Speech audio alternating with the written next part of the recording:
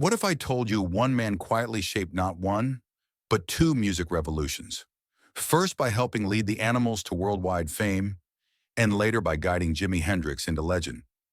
That man was Chas Chandler, a bassist, manager, and producer whose influence changed the sound of modern rock. His story is one of determination, discovery, and legacy.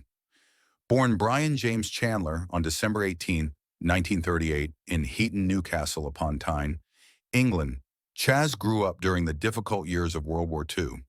He worked as an apprentice turner at the Swan Hunter shipyard and Parsons Engineering Works, but music pulled him in a different direction. In 1962, he taught himself bass and soon joined a small local outfit, the Alan Price Rhythm and Blues Combo. That group would eventually transform into the Animals, one of the key bands of the British invasion. In 1964, the Animals rocketed to international fame with their electric take on the folk classic House of the Rising Sun. The single went straight to #1 in the US, making them only the second British band, after the Beatles, to top the charts. Chandler's bass lines helped drive the group's raw, blues-based sound. The song also carried wider influence. Its success encouraged artists like Bob Dylan to embrace electric instruments, sparking the rise of folk rock. Yet success came with tensions. Royalties from House of the Rising Sun were controversially credited only to keyboardist Alan Price, which fractured the group's unity. By 1966, the original Animals were dissolving.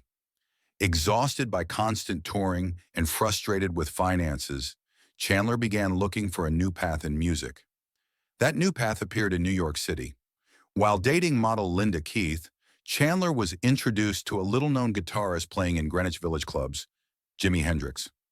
Impressed by Hendrix's fiery performance of Hey Joe, Chandler immediately saw star potential. He convinced Hendrix to move to London, promising to build him a band and career. True to his word, Chandler recruited Noel Redding on bass and Mitch Mitchell on drums, forming the Jimi Hendrix Experience. Within months, Hendrix became one of the most groundbreaking musicians of the 1960s, thanks in large part to Chandler's vision and management. Beyond Hendrix, Chandler later managed and produced another powerhouse act, Slade. Under his guidance, the Midlands Rockers transformed into one of Britain's top hitmakers of the 1970s, scoring 6 #1 singles. Chandler's instincts for talent and image proved once again to be spot on, but his impact wasn't limited to managing stars. In the 1990s, Chandler helped establish the Newcastle Arena, now known as the Utilita Arena, ensuring his hometown would have a world-class venue for generations of music fans. On a personal note, Chas was twice married and had 4 children. Though his later years were marked by health struggles, including heart surgery, he remained deeply connected to the world of music. Tragically, on July 17, 1996, he passed away from an aortic aneurysm at just 57 years old. In 2001, the Animals were posthumously honored with induction into Hollywood's Rock Walk of Fame, a recognition that underscored Chandler's place in music history.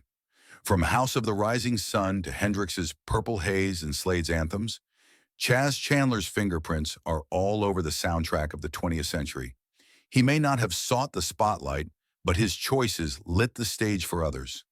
His story proves that sometimes the quiet forces in the background leave the loudest echoes in history.